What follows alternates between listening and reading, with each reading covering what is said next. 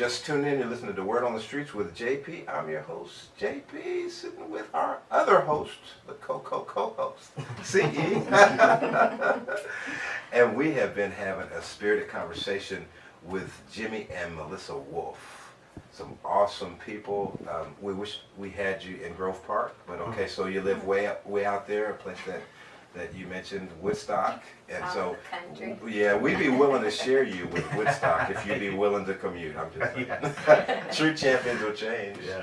And so we talked a little bit about your the cross culture in your family, and then the dynamics of additional family members. Yeah. And now we want to talk about how you sow professionally into the lives of our people in the community. Okay. Okay, so Melissa, tell us a little bit about your career as a teacher. Okay. I'm a new old teacher, first of all. Old teacher. I was a stay-home mom with our big girls for many years, but got my degree before we had children, and so this will be my 5th year now. So I started teaching when KK was almost 3. So I am not burnt out yet. I love it. I am very thankful. Jimmy's brother actually said recently, he said, you don't know how lucky you are to have a job where you feel purposed. Okay. And that's what I feel. I feel like I'm very blessed. I know not everybody gets to have that in their job. And I definitely feel purpose and a calling. In my job, I love that. I love 3rd grade. It's a perfect age. Okay, awesome. So I'm enjoying it. It's a tough job, but I love the children. So. Okay, awesome. Well, what inspired you to bring 4 young ladies to camp for a week outside of school time? That's amazing in itself. Yes. Well, Jimmy and I were kind of wanting to connect my school with camp, and originally we were saying, we need to find a teacher who would be willing to take some kids to camp. If only we knew, and finally it hit me. Oh, it was me. Yeah, God said. Yeah. So I decided to just pull some little girls that I had connected with and knew that they had needs, wouldn't be able to afford to go to camp. Okay. To usually, under normal circumstances. So I started just connecting with their parents when I saw them at field day or whatever, and asked if they'd be interested in going to a Christian camp. Told them that I would be driving them and staying there the week, and so yeah, I kind of then envisioned it. Okay, well, I'll be the connector to maybe other teachers going, but now that I've been, I think I might have to go again. Awesome. I loved it. Yeah, it was incredible. Yes, it was to great. see those little girls light up. Right. And just have all that love poured into them, feel important and special, and yeah, it was great. Yeah. My experience was the same. It was awesome. I met Mr. Dave Pridemore at the end of camp, and he was, just asking me how did I, what was the outcome, and what did I think about the camp, and I just expressed to him that when we came in on Monday, there were attitudes and sad faces and just mean. But by the time Friday came, it was smiles and joy and laughter. And so I think the kids was just so excited about being there. And I really don't think on Saturday we had quite a few kids on the way home. Was really kind of sad because they really did not want to leave camp. Mine too. And one little girl in particular just kept saying, I just want to stay at camp. Right. So I just think Camp Grace has been a blessing to many, many children, and I just hope that it continues.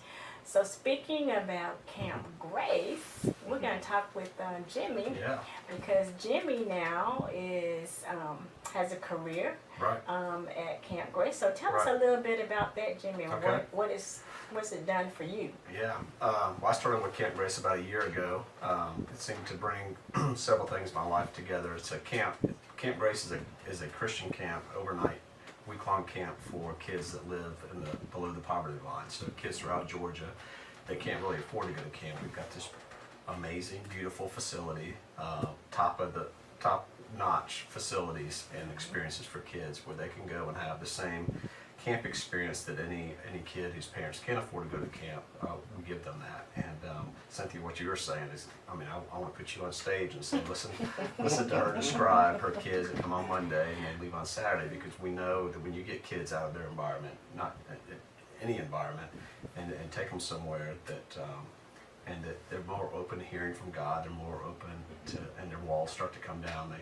There's one way you have to be when you're in your neighborhood and you're in the streets or wherever, and then when you're in camp, you can kind of let that down. And we have great counselors throughout who volunteer, or they don't volunteer, but they come and they just give themselves away to these kids and love them all week. And so it's great to hear about the transformation that happens. And it's just it's a week, but we come alongside people that are doing this year round. So people like you, Cynthia, and others that are working with these kids all year round. We see ourselves as servants of you guys, so that you have a place to bring your kids. And we know that there are people that are investing in these kids year round, sharing about God's love with them and helping them in all kinds of ways. So, I love being a part of Camp Grace because I hear about this transformation story. I've got to remind myself sometimes, because my job is to meet with churches and pastors and business leaders and individuals and ask them to support kids to come to camp. And so sometimes I kind of forget about the kids' lives who are being changed, and that's really what it's all about. Yes, Yeah, it's very, very stressful to be an inner city youth that is in a constant state of lack. Yeah. Lack of attention, lack of resources, lack of parental involvement, and it's very, very, very stressful. And being a resident of Grove Park here, that we see it all the time. And so you and Miss Melissa just talked about facilitating rides and mentorship at camp. Well, I did it too, and I remember, these kids are my neighbors because I'm a resident of Grove Park, and they're hardened on the street, and the lack of social skills, or what we thought were the lack of social skills, but we realized that it's either just fear or anger. But when we got them out there at camp, they opened up and became children again. Yeah. So you just really can't look at them the same anymore. So they're bebopping down the street, and you're going, I know you're just a kid, I see what you're doing. And then they realize that Sure. that they're vulnerable in that area. And so our responsibility is to continue to service them that way, and then not hit them in their weak spot. Yeah. And so it's the most amazing thing. Camp Grace. I'm kind of like you. I took in 3 little people too that were in my family. They weren't white, but and they were little street kids too. And was it last year we took Amari? Last year Amari went, and he too was to Camp Grace. Okay. And he too was. He needed constant attention for about 2 weeks. He was bummed out. He wanted to stay at camp. I think last year he was 8. Yeah, he went last year. He was 8. He was bummed out. We're like, you okay, Amari? And he just wouldn't talk about it. Like, okay, you got to open up, little guy. And he's like, I want to go back to camp. I was like, well, summer's over, man. But it's amazing. If someone wanted to sow, I don't know if I'm crossing the line a little bit. No. If someone wanted to sow into the lives of young people by donating to Camp Grace for their sponsorship, how would they do that? You could go to the website, www.becampgrace.com, and there's a donate button on there, or you could contact me. My name is Jimmy Wolfe. I'm on the website too, and my email address is jimmy@becampgrace.com, and I'd be happy to help anybody, answer any questions, meet with you, do anything. So if you want to do that as an individual, or if you're a part of a church or a Sunday school group or anything like that wants to sponsor kids, I'd love to talk to you. Yeah. Awesome. That's awesome. Yes, yeah. it is. We got to get our kids out of the city, let them know that there's there's more out Yeah. there. And we realized that Yeah. a lot of kids hadn't been out of the Atlanta metropolitan area. Never really Yeah. has 285. Yeah. Right. Yeah. And so you're like, you never been to Winder? Yeah. You know, Yeah. I'm like, well, where's Winder? Is that in, in Yeah. Delaware? I was like, oh my gosh. So yeah, we got to be mindful that our kids need a whole lot more than what we've been giving them, even if they're not your children. And if you're a believer, we all serve the same God, man. Just tap into what resources that God is asking you to sow, and sow those things.